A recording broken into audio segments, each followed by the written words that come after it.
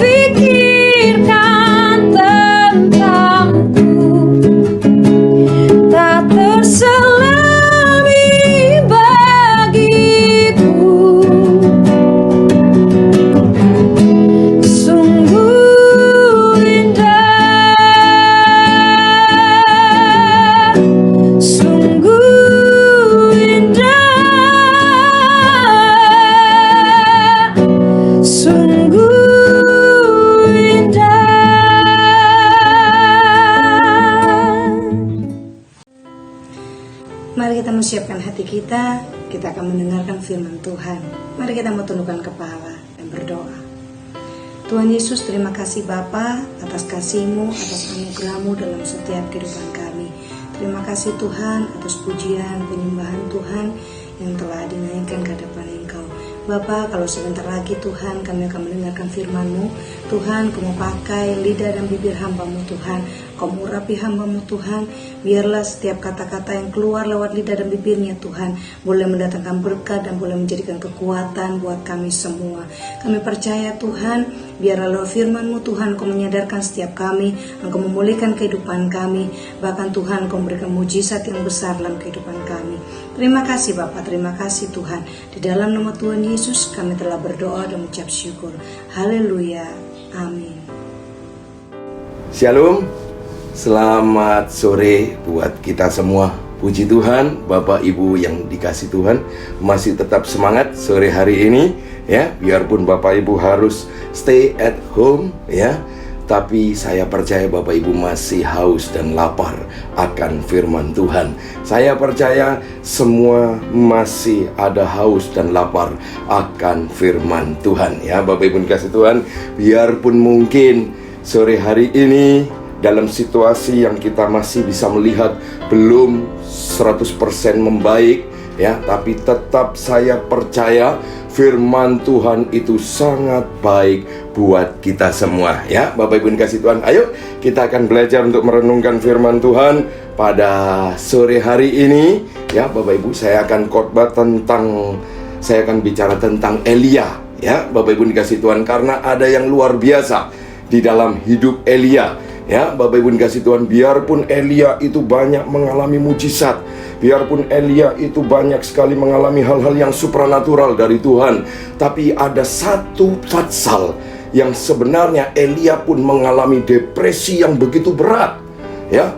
Bukan hanya tekanan, tapi depresi yang begitu berat sampai dia mengalami sebuah kejatuhan ya. Bapak Ibu dikasih Tuhan, nah kita akan belajar pada sore hari ini. Bapak Ibu dikasih Tuhan, kita mau belajar secara khusus dari nabi yang hebat, nabi yang besar, saya katakan. Bahkan nabi yang besar ini dijemput langsung oleh kereta yang bernyala-nyala ya. Kereta kuda yang bernyala-nyala, diantar langsung naik ke surga hidup-hidup. Tapi dalam satu titik pelayanan Bapak Ibu, Elia mengalami depresi, Elia mengalami kejatuhan yang cukup serius. Nah, coba kita akan belajar pada sore hari ini. Coba buka Alkitab kita di dalam 1 Raja-Raja pasal yang ke-19, ayat pertama sampai ayat yang ke-18. Saya bacakan demikian firman Tuhan.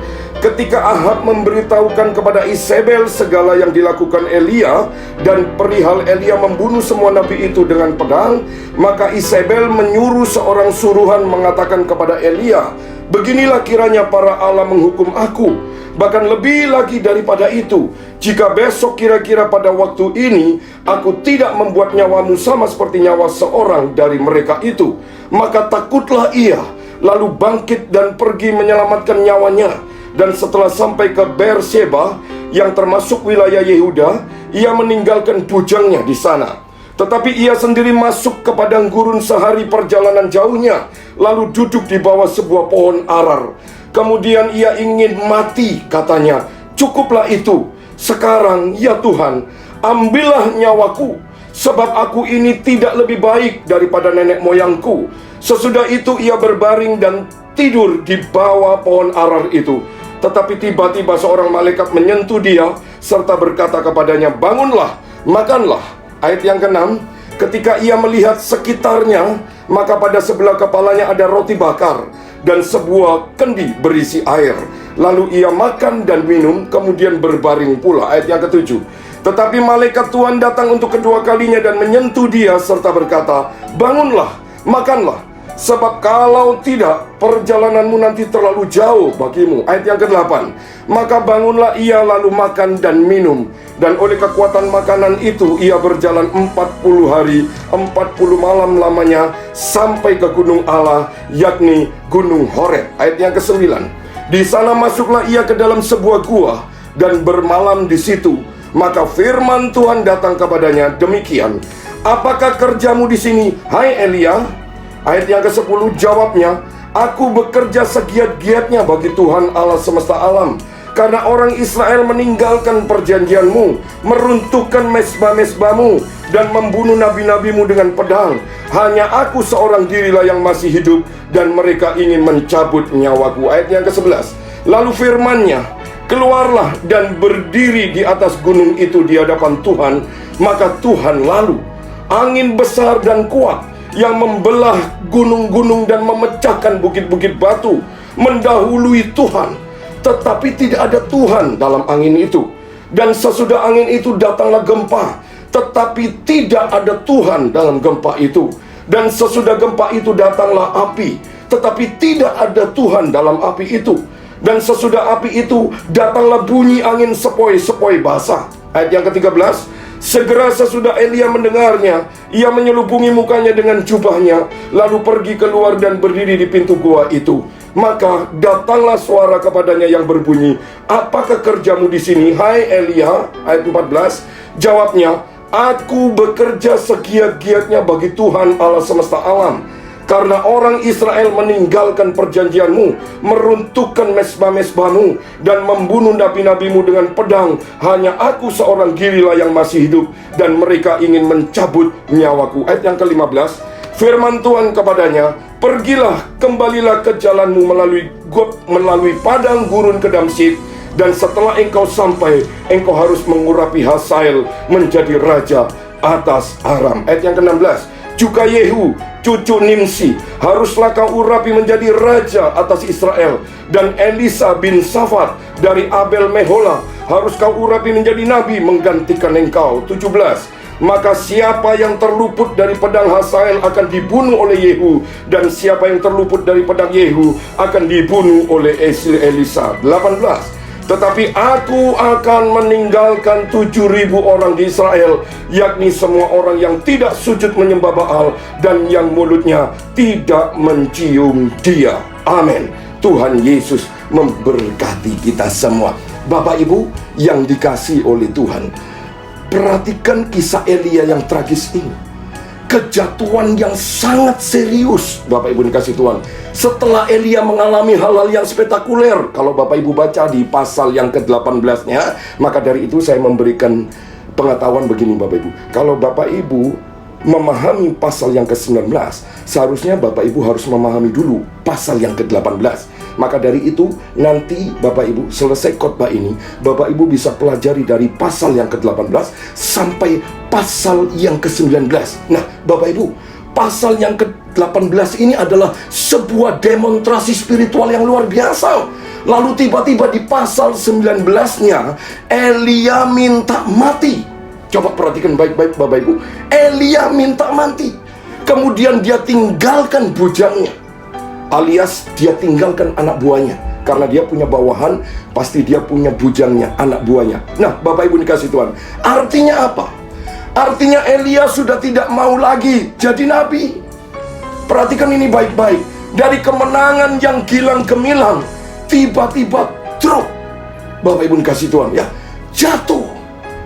Elia minta supaya nyawanya dicabut. Oleh siapa? Oleh Tuhan. Coba perhatikan, kalau Bapak Ibu perhatikan ayat yang keempat.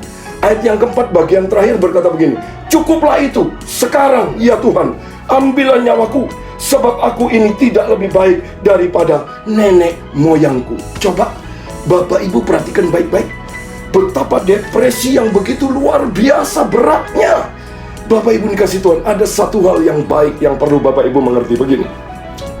Depresi yang begitu berat, luar biasa, melahirkan pikiran-pikiran yang aneh. Ya, Bapak Ibu dikasih Tuhan, kejatuhan yang sangat serius setelah mengalami kemenangan di pasal 18-nya. Ya, Bapak Ibu dikasih Tuhan, prestasi yang gilang gemilang ini luar biasa dalam pertunjukan apa? Spiritual. Wah, ini luar biasa Bapak Ibu. Tapi perhatikan baik-baik, tiba-tiba di pasal 19-nya Elia mengalami apa? Depresi yang berat, sehingga Elia mau tinggalkan bujangnya. Dia mau berhenti jadi seorang nabi. Elia minta mati sama Tuhan. Apa penyebabnya Bapak Ibu? Bapak Ibu perhatikan ini baik-baik. Sampai Elia minta mati, ternyata penyebabnya. Maka dari itu saya jelaskan sekali lagi. Kalau Bapak Ibu memperhatikan dari pasal 18-nya, lalu Bapak Ibu akan ketemu di pasal 19-nya. Apa penyebabnya? Kenapa Elia sampai rindu memaksa Tuhan seolah-olah cabut saja nyawaku? Nah ini penyebabnya.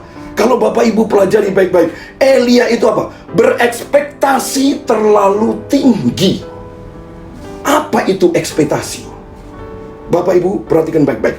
Ekspektasi itu, Bapak Ibu, suatu keyakinan, suatu kepercayaan yang lebih, kepercayaan yang tinggi sebelum terjadi, lalu punya keinginan-keinginan yang tinggi, Bapak Ibu dikasih Tuhan, harapan-harapan yang tinggi, cita-cita yang tinggi, Bapak Ibu. Dia mempunyai keinginan yang tinggi terhadap sesuatu hal yang dia inginkan, hal yang ingin dia raih, baik dengan tingkah lakunya serta tindakan yang nyata. Bapak Ibu, ada satu pernyataan dari Fleming, ya, dan Levi mengatakan begini, Bapak Ibu dikasih Tuhan, Elia memiliki ekspektasi yang terlalu tinggi. Itulah yang menyebabkan Elia mengalami depresi, mengalami kejatuhan yang sangat dalam. Bapak Ibu, saya mau memberikan satu pengertian kepada Bapak Ibu begini. Perhatikan ini baik-baik. Semakin tinggi ekspektasi kita, semakin dalam rasa kecewa ketika harapan kita gagal. Makanya itu normal, Bapak Ibu dikasih Tuhan. Tapi kembali lagi, firman Tuhan mengajarkan kepada kita di dalam surat Roma, supaya kita jangan terlalu tinggi punya keinginan, punya cita-cita. Coba kita lihat di dalam kitab Roma pasal 12 ayat yang ketiga. Coba perhatikan baik-baik Bapak Ibu. Ya, surat Roma pasal 12 ayat yang ketiga. Di sini ditekankan supaya kita jangan terlalu tinggi punya iman. Coba Bapak Ibu perhatikan baik-baik. Berdasarkan kasih karunia yang dianugerahkan kepadaku, aku berkata kepada setiap orang di antara kamu, janganlah kamu memikirkan hal-hal yang lebih tinggi daripada yang patut kamu pikirkan, tetapi hendaklah kamu berpikir begitu rupa sehingga kamu menguasai diri menurut ukuran iman yang dikaruniakan Allah kepada kamu masing-masing. Bapak Ibu, sekali lagi saya bacakan, perhatikan baik-baik. Janganlah kamu memikirkan hal-hal yang lebih tinggi daripada yang patut kamu pikirkan, tetapi hendaklah kamu berpikir begitu rupa sehingga kamu menguasai diri menurut ukuran iman yang dikaruniakan Allah kepada kamu masing-masing. Bapak Ibu yang dikasih Tuhan, perhatikan begini. Semakin tinggi harapan-harapan kita, justru semakin dalam rasa sakit yang kita derita ketika kenyataan tidak sesuai dengan harapan. Jadi Bapak Ibu yang dikasih Tuhan, ketika engkau punya cita-cita setinggi langit, Bapak Ibu, perhatikan baik-baik, engkau pun juga harus siap untuk jatuh ke dasar lubang yang paling dalam. Itu normal. Silakan kita bermimpi besar, tapi juga silakan siap untuk kecewa besar. Nggak apa-apa, memang itulah realita. Bapak Ibu dikasih Tuhan, perhatikan Elia, Bapak Ibu dikasih Tuhan, ya, Elia itu kelihatannya tidak memahami bagian ini. Ekspektasinya, sekali lagi, terlalu tinggi.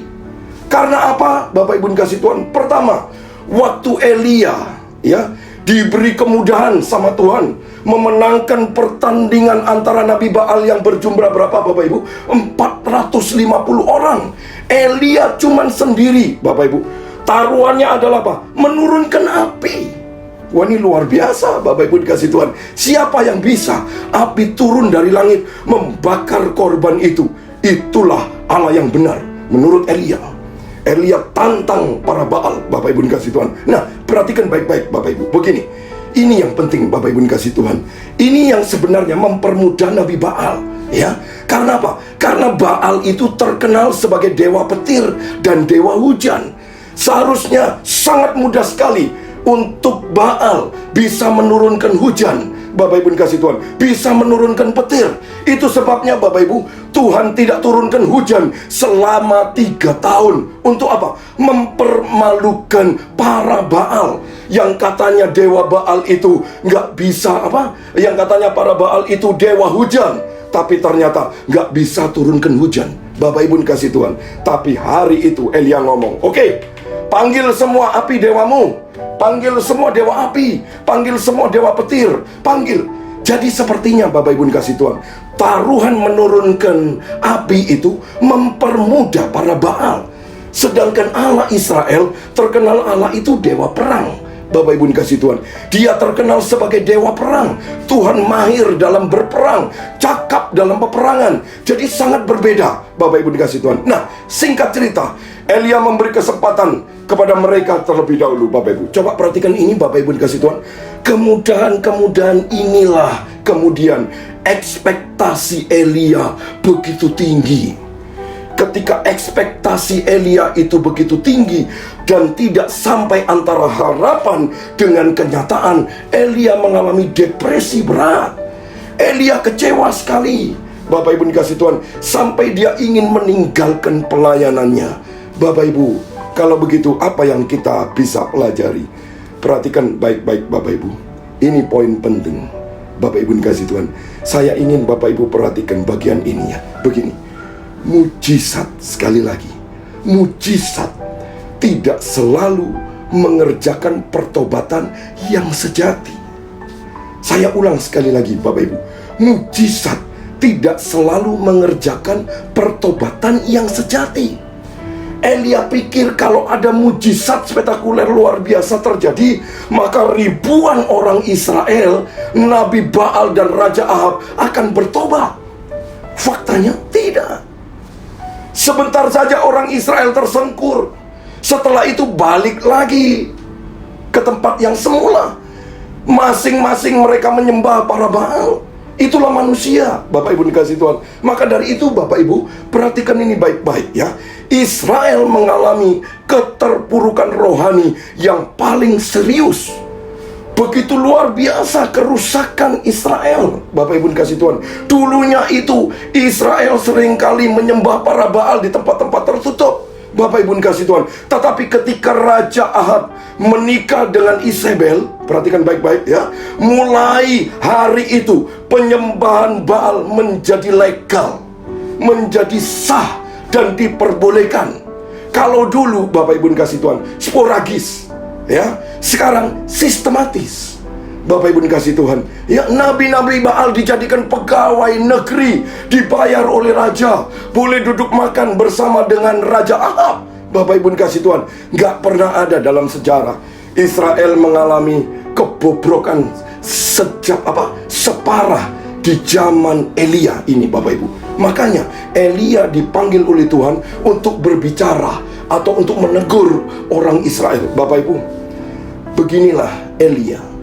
Elia ini punya ekspektasi yang sangat tinggi bahwa mujizat yang dia lakukan di Gunung Karmel itu akan bisa mengubah orang. Mujizat itu akan bisa membuat orang kemudian berbalik kepada Allah yang benar. Ekspektasinya terlalu tinggi. Faktanya, mujizat tidak selalu mengerjakan pertobatan yang sejati. Bapak Ibu, kita perlu berhati-hati di bagian ini ya, Bapak Ibu dikasih Tuhan. Ingat, kita orang Pentakosta karismatik. Kebanyakan dari kita, waktu kita datang beribadah, waktu kita datang ke gereja, sebenarnya yang dicari cuma mujizat. Kita cuma mencari mujizat, mujizat, mujizat, Bapak Ibu dikasih Tuhan. Tapi di GBT Kristus Hidup nggak ada yang cari mujizat. Mujizat itu hak Tuhan, Bapak Ibu. Kapan saja Dia mau beri, pasti terjadi. Karena mujizat itu hanya milik Tuhan. Hanya milik Tuhan Yesus Kristus sendiri, Bapak Ibu dikasih Tuhan. Mujizat nggak buka cabang, ya Bapak Ibu dikasih Tuhan. Tidak sama sekali. Maaf sekali lagi Bapak Ibu, saya bukan anti mujizat. Saya sangat percaya betul, 100% saya percaya bahwa mujizat masih ada sampai detik ini. Tapi saya harus menyadari bahwa mujizat itu hak mutlak Allah, bukan unsur paksaan dari kita, tapi hak mutlak bebas Allah. Sekali lagi Bapak Ibu dikasih Tuhan, kalau engkau diberi mujizat, kalau engkau diberi berkat, itu second blessing bagi saya. Yang paling penting adalah engkau terima dulu Yesus Kristus sebagai Tuhan dan Juru Selamat. Itulah hal yang paling penting. Makanya sekali lagi saya katakan, mujizat tidak boleh ada campur tangan manusia, hanya ada campur tangan Allah sendiri. Ini poin penting. Perhatikan baik-baik Bapak Ibu dikasih Tuhan. Mujizat tidak selalu mengerjakan pertobatan yang sejati. Orang Israel 40 tahun di padang gurun, di depan mata mereka melihat laut terbelah, Bapak Ibu dikasih Tuhan. Mereka melihat berjalan di atas pasir yang kering, gak ada lumpurnya waktu itu. Mereka lihat sendiri dengan mata kepala sendiri. Siang hari panasnya yang luar biasa. Tuhan kasih tiang awan, supaya mereka gak kepanasan. Di malam hari, Bapak Ibu dikasih Tuhan, supaya gak kedinginan, Tuhan kasih tiang api. Bangun pagi, ada mana. Masih banyak lagi mujizat-mujizat yang Tuhan kerjakan di sana. Tapi perhatikan, mujizat tidak selalu mengerjakan pertobatan yang sejati. Coba Bapak Ibu, bahkan ada satu ayat, ya, coba kita lihat. Ada satu ayat di dalam Injil Yohanes pasal 12 ayat yang ke-37. Coba perhatikan ayat ini. Injil Yohanes pasal yang ke-12 ayat 37. Firman Tuhan berkata begini: dan meskipun Yesus mengadakan begitu banyak mujizat di depan mata mereka, namun mereka tidak percaya kepadanya. Coba perhatikan baik-baik Bapak Ibu. Sudah melihat sendiri nih, dari mata kepala sendiri, bahwa Tuhan melakukan mujizat yang besar. Tapi apa firman Tuhan katakan? Tetap saja tidak percaya kepadanya. Bapak Ibu, Elia ekspektasinya terlalu tinggi. Dia pikir kalau didemonstrasikan mujizat oleh Allah, maka di sana akan banyak orang bertobat. Saya tambahkan lagi satu ayat. Coba kita lihat Bapak Ibu, di dalam Injil Yohanes. Di dalam Injil Yohanes pasal yang ke-6 ayat 36, firman Tuhan berkata begini: tetapi aku telah berkata kepadamu, sungguh pun kamu telah melihat aku, kamu tidak percaya. Bapak Ibu, jelas-jelas ayat ini berkata apa? Sudah melihat Tuhan, sudah melihat Yesus, tapi kamu tidak percaya. Bapak Ibu, Lazarus 4 hari mati. Singkat cerita, begitu Lazarus membangkitkan, begitu Tuhan Yesus membangkitkan Lazarus, pertanyaan saya, banyak nggak orang yang tahu bahwa Lazarus bangkit dan Yesus yang telah membangkitkannya? Pertanyaan saya sekaligus jawaban saya, pasti banyak yang tahu. Lalu ada yang percaya? Nggak ada. Orang yang menyaksikan itu Bapak Ibu, mereka kagum. Besoknya mereka berkata apa? Salibkan dia, salibkan dia, salibkan dia. Coba Bapak Ibu dikasih Tuhan, seringkali Bapak Ibu dikasih Tuhan, seringkali anak Tuhan seperti itu. Perhatikan ini baik-baik Bapak Ibu dikasih Tuhan. Berapa kali Tuhan Yesus bangkitkan orang mati? Petrus melihat dari mata kepala sendiri Yesus berjalan di atas air, tapi masih aja menyangkal Yesus. Petrus itu sampai 3 kali menyangkal Yesus. Tahu pelajarannya Bapak Ibu? Mujizat sekali lagi tidak selalu mengerjakan pertobatan yang sejati. Nah, di bagian ini Bapak Ibu yang dikasih Tuhan, Elia ekspektasinya terlalu tinggi. Bapak Ibu, saya percaya 100% sungguh mujizat masih terjadi. Tetapi perhatikan, mujizat tidak selalu mengerjakan pertobatan yang sejati. Masih ingat 10 orang yang sakit kusta? Bapak Ibu yang dikasih Tuhan, perhatikan baik-baik. Yang disembuhkan berapa? Semuanya. 10 orang yang sakit kusta, dikatakan oleh Tuhan Yesus, semua sembuh. Benar? Bapak Ibu dikasih Tuhan. Tapi pertanyaan saya, berapa yang datang kepada Tuhan Yesus dengan penuh ucapan syukur? Bapak Ibu, perhatikan baik-baik. 1 orang. Siapa itu? Orang Samaria. Yang 9 orang Yahudi, orang Ibrani. Sebelum mereka disembuhkan, sama-sama 10 orang penyakit kusta. Setelah disembuhkan, baru ketahuan yang 1 disembuhkan untuk diselamatkan, lalu yang 9 disembuhkan untuk dicemplungkan ke dalam neraka. Karena apa? Nggak percaya. Dia tidak datang sebagai ucapan syukur dan terima kasih kepada Tuhan Yesus. Jadi yang disembuhkan hanya, yang 9 disembuhkan hanya untuk masuk neraka. Yang 1 disembuhkan hanya untuk diselamatkan. Bapak Ibu, maaf, Saya ingin kita semua harus tahu bersama-sama ya Bapak Ibu. Karena kita ini orang Pentakosta karismatik.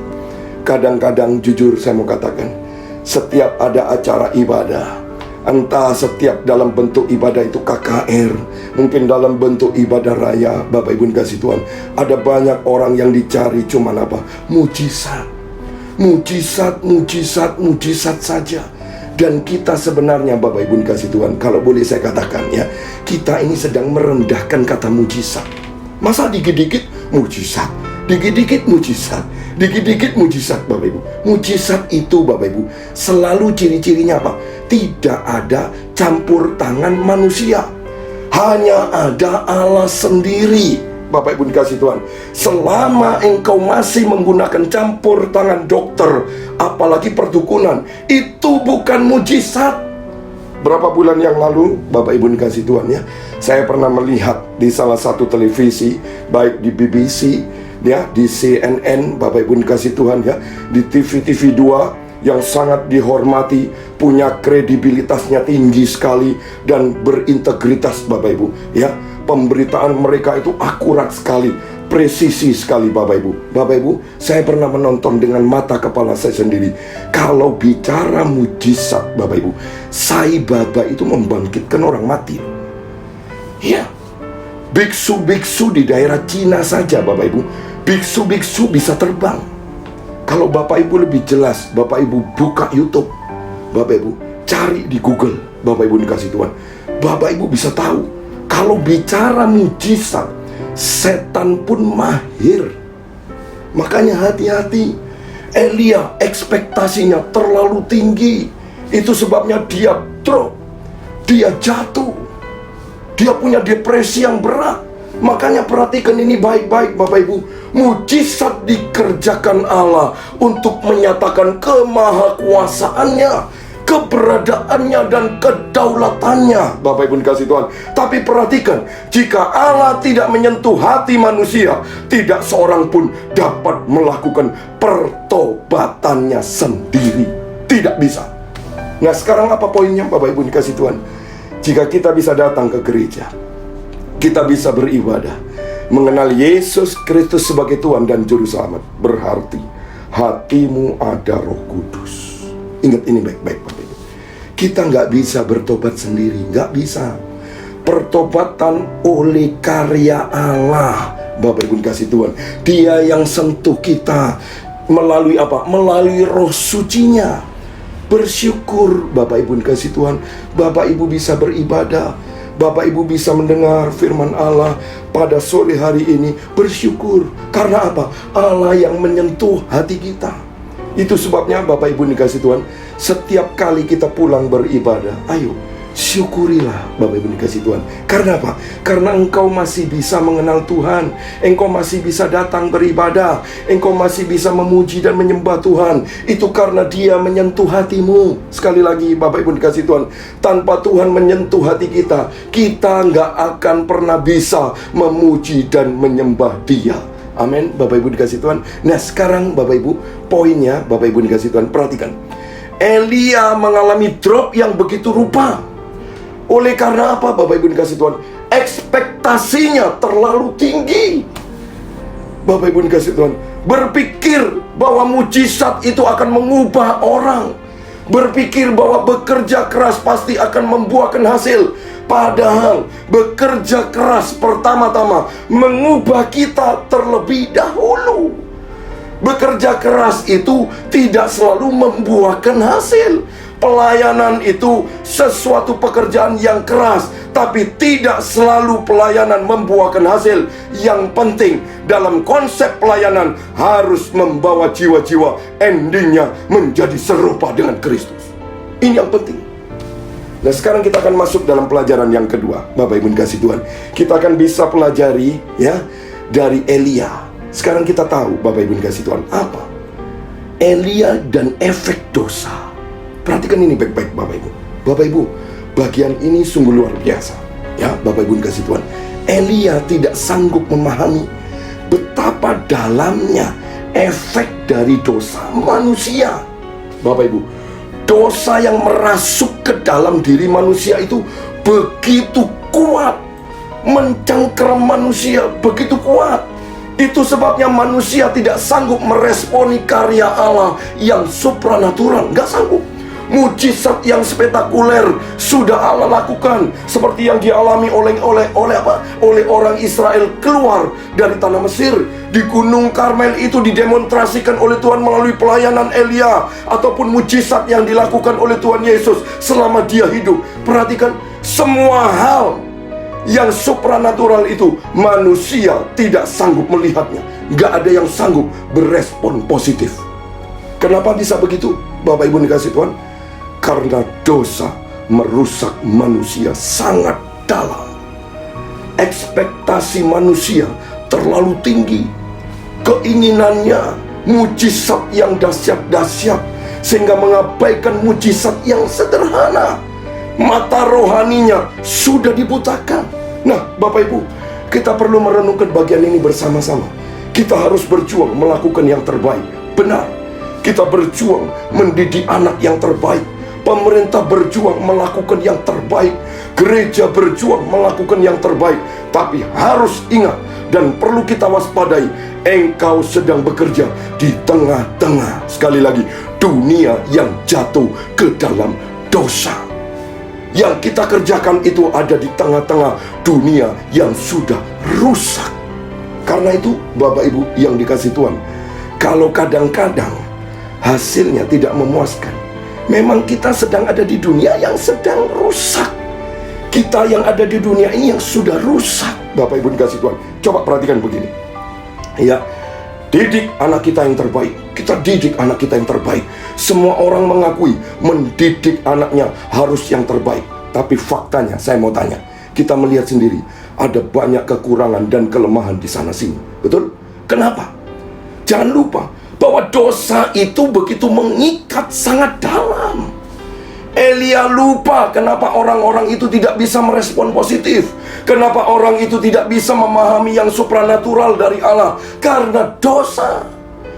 Dosa membutakan mata hati. Perhatikan ini baik-baik, Bapak Ibu dikasih Tuhan. Ini poin penting, Bapak Ibu. Ingatlah, dosa dan hubungan-hubungan kita kepada sesama, menurut Alkitab, dosa itu merusak diri sendiri. Hubungannya dengan diri, dia merusak diri. Bapak Ibu dikasih Tuhan, hati nurani kita yang ditanam oleh Tuhan itu membuat kita tertuduh, merasa bersalah. Gambar diri kita menjadi rusak. Kita jadi minder, kita jadi penakut, kita kacau, kita rendah diri. Itu karena apa? Dosa merusak dari dalam. Ingat baik-baik, Bapak Ibu dikasih Tuhan, dosa selalu merusak bagian dalam, bukan luar. Ingat ini baik-baik ya. Selalu, Bapak Ibu dikasih Tuhan. Dan dosa itu selalu merusak diri kita sendiri. Tetapi menurut Alkitab, perhatikan ini baik-baik Bapak Ibu, ada yang kedua. Hubungan dosa dengan manusia itu apa Bapak Ibu? Dosa merusak orang lain. Ingat ini baik-baik. Dosa itu merusak orang lain. Kalau yang pertama, dosa itu merusak diri kita sendiri. Yang kedua, dosa itu merusak orang lain. Saya beri contoh, Bapak Ibu kasih Tuhan. Perhatikan bahwa dosa bisa merusak karakter orang lain. Perhatikan baik-baik Bapak. Saya berikan contoh begini, Bapak Ibu kasih Tuhan. Ada orang ya yang punya kebiasaan terlambat, Bapak Ibu kasih Tuhan ya. Contoh, mau rapat, mau meeting, ada pertemuan, janjian jam 7 malam kita datang, Bapak Ibu kasih Tuhan ya. Tapi jam 7 belum juga ada yang datang. Karena apa Bapak Ibu kasih Tuhan? Karena mungkin kebiasaan kita terlambat, datangnya jam 7.15. Sehingga ini akan merespon kepada setiap peserta yang ikut rapat, yang ikut dalam pertemuan, Bapak Ibu kasih Tuhan. Sehingga apa? Mereka menjadi kebiasaan, menjadi habit, menjadi terbiasa bahwa biarpun kita sudah katakan rapat nanti jam 7, tapi karena sudah terlalu sering, dimulainya sekitar 7.15 bahkan 7.30, sekali lagi Bapak Ibu kasih Tuhan, mereka hanya menjadi apa? Habit, kebiasaan. Sehingga mereka pun juga menganggapnya biasa. Oh, jam 7, oh biasa. Pasti itu mulainya nanti jam 7.15 atau 7.30. Bapak Ibu dikasih Tuhan, rapat bulan depan diadakan, pasti akan seperti itu. Lama-lama Bapak Ibu, terlambat 15 menit, 30 menit, itu menjadi biasa. Perhatikan baik-baik Bapak Ibu. Dosa itu bisa merusak orang lain. Dosa itu bukan hanya merusak karakter orang lain, tapi merusak semua situasi, semua suasana. Perhatikan menurut Alkitab Bapak Ibu, dosa dan hubungan-hubungan dengan manusia. Dosa bukan hanya merusak diri sendiri, dosa bisa merusak orang lain. Dosa merupakan perlawanan kepada Allah. Menurut Alkitab Bapak Ibu dikasih Tuhan, dosa itu bukan hanya merusak diri kita sendiri. Dosa itu bukan hanya merusak orang lain, dosa juga merupakan perlawanan kepada Allah. Lalu menurut Alkitab, apalagi dosa itu Bapak Ibu? Dosa itu merupakan apa? Persekutuan dengan iblis. Itu menurut Alkitab. Apa yang saya mau beritahu Bapak Ibu dikasih Tuhan, perhatikan poin ini. Poin ini penting sekali Bapak Ibu dikasih Tuhan. Perhatikan baik-baik Bapak Ibu. Semakin dalam kita memahami cengkraman dosa atas manusia, perhatikan baik-baik, maka semakin dalam kita dapat memahami keajaiban kasih karunia Allah. Ingat ini baik-baik Bapak.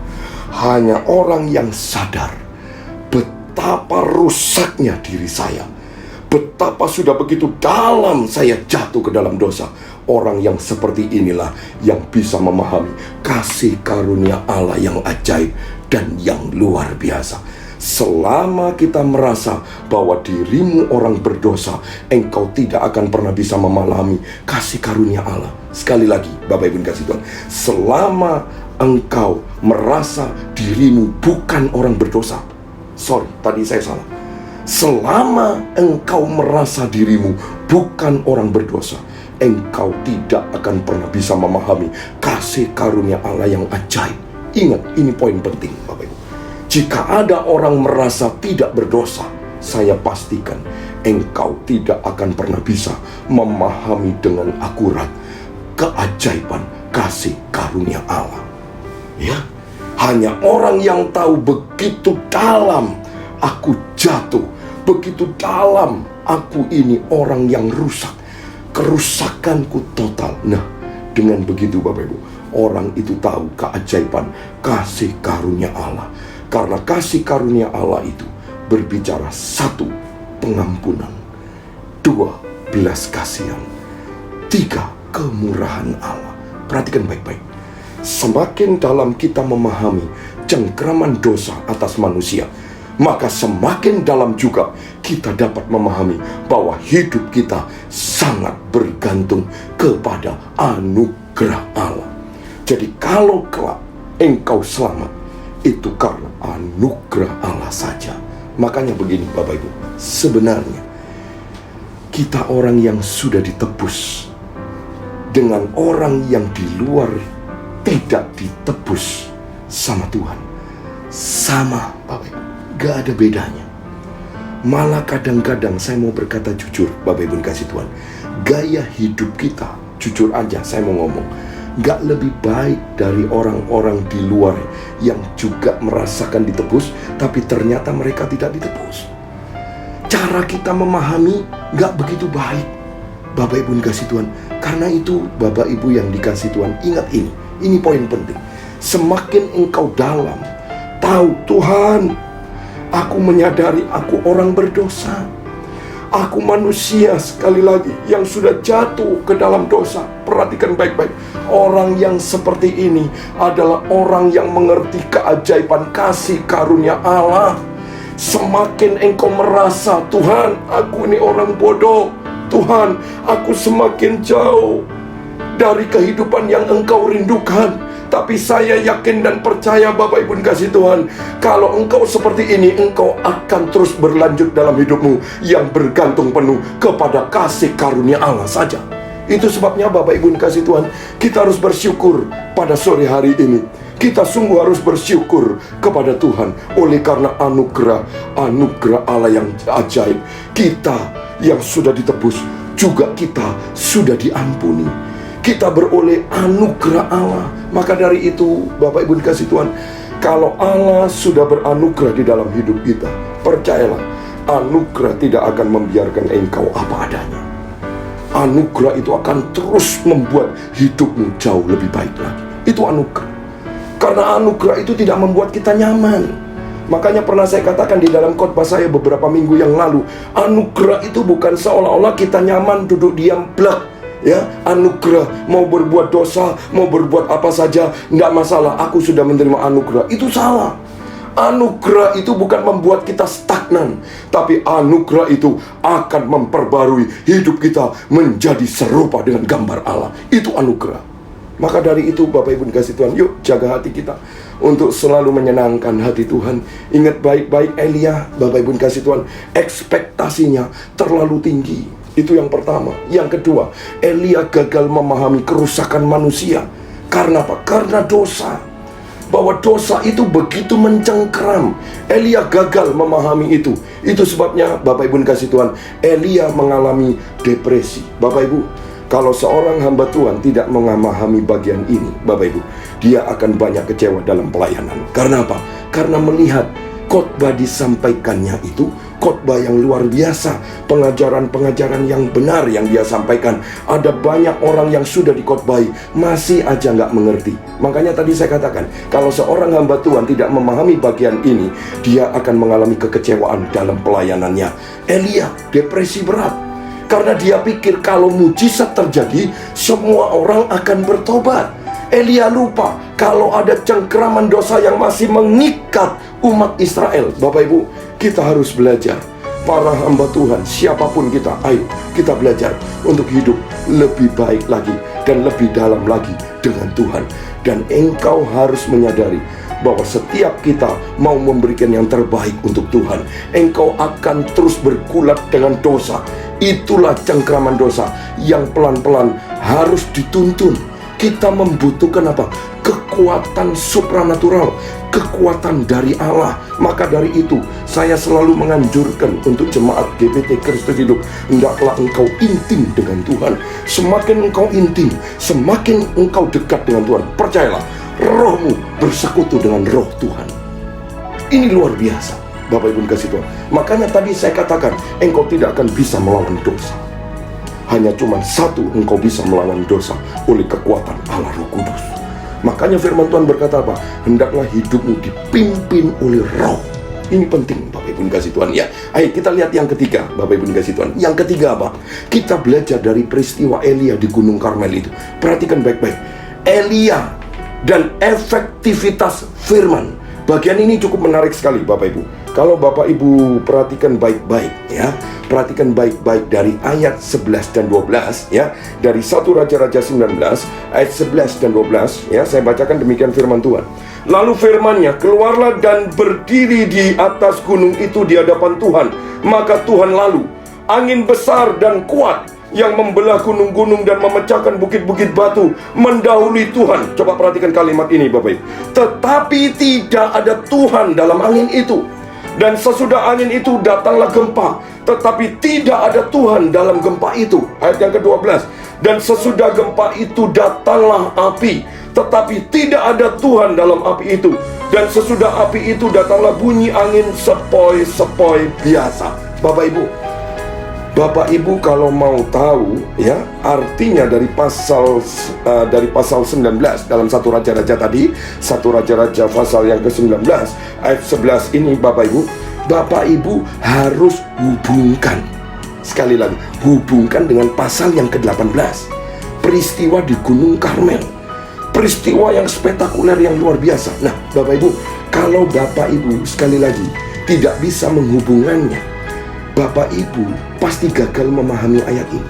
Sekali lagi, kalau Bapak Ibu tidak bisa menghubungkannya dari pasal 18 sampai pasal 19, Bapak Ibu akan gagal memahami ayat ini. Coba perhatikan baik-baik. Saya sudah terangkan pelan-pelan Bapak Ibu, supaya Bapak Ibu bisa memahami dengan baik. Coba perhatikan baik-baik ya. Ayat yang ke-11 saya bacakan. Lalu firman-Nya, keluarlah dan berdiri di atas gunung itu di hadapan Tuhan. Maka Tuhan lalu, Angin besar dan kuat yang membelah gunung-gunung. Nggak tahu Bapak Ibu ya, model angin seperti apa Bapak Ibu dikasih Tuhan. Yang jelas bisa terbelah. Gunung bisa terbelah. Ini perhatikan baik-baik ya. Yang membelah gunung-gunung dan memecah bukit-bukit batu, mendahului Tuhan.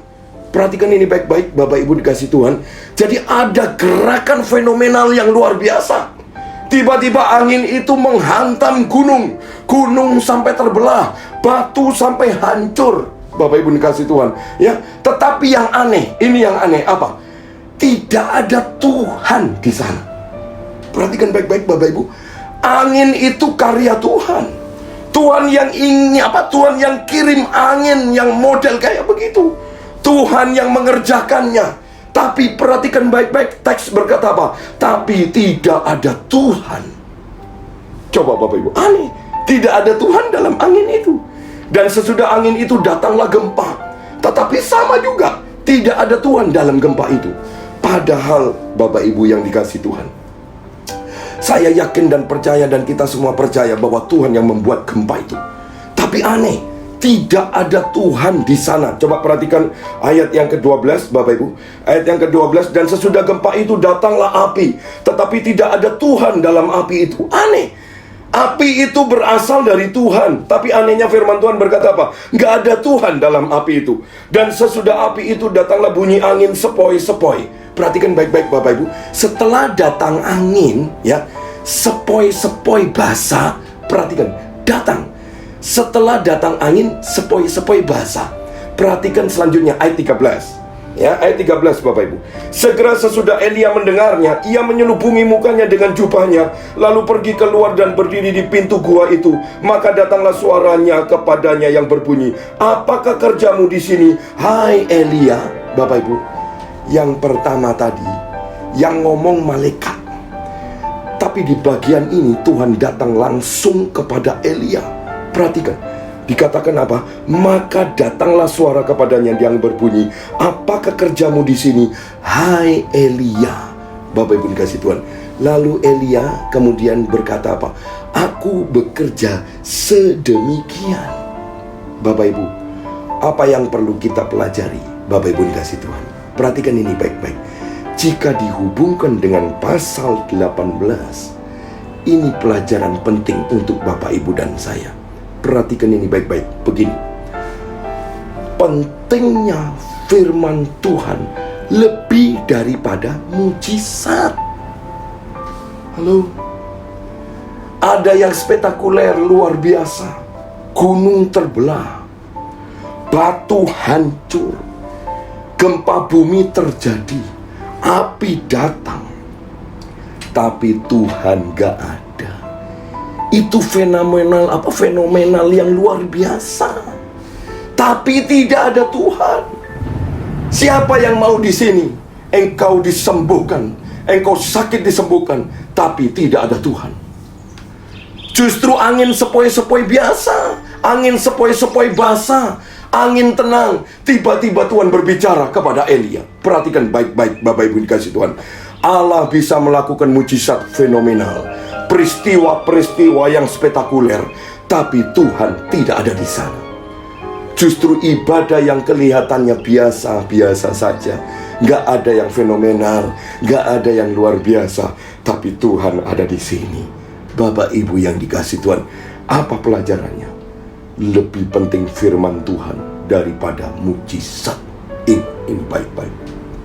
Perhatikan, Tuhan yang fenomenal tidak selalu hadir dengan cara fenomenal. Ingat, semua itu spektakuler, tapi nggak ada Tuhan di sana. Untuk apa? Bapak Ibu dikasih Tuhan, kalau begitu peristiwa-peristiwa keajaiban di mana Allah menghantam semua sampai kering, Tuhan yang kirim kuasa, tapi Tuhan tidak ada di sana. Perhatikan baik-baik Bapak Ibu, ini pelajaran penting. Perhatikan, Tuhan yang luar biasa tidak selalu hadir dengan cara-cara yang luar biasa. Bapak Ibu, Tuhan seringkali hadir dengan cara sederhana. Engkau bangun pagi, otak kita masih bisa waras, anak kita masih sehat, hidup kuat, Dia ada di sana. Bapak Ibu dikasih Tuhan, kita bisa bekerja, kita bisa setir mobil sampai ke tempat kerja dengan selamat. Perhatikan, Dia ada di sana. Tuhan suka bekerja di hal-hal biasa. Kita suka dengan Tuhan bekerja dengan cara-cara yang luar biasa, dan belum tentu ada Tuhan di sana. Bapak Ibu, renungkan bagian ini ya. Sebelum saya akhiri khotbah saya, ingat ini baik-baik Bapak Ibu. Ketika engkau merenungkan kebenaran firman Tuhan di ibadah pada tengah minggu malam hari ini, perhatikan baik-baik.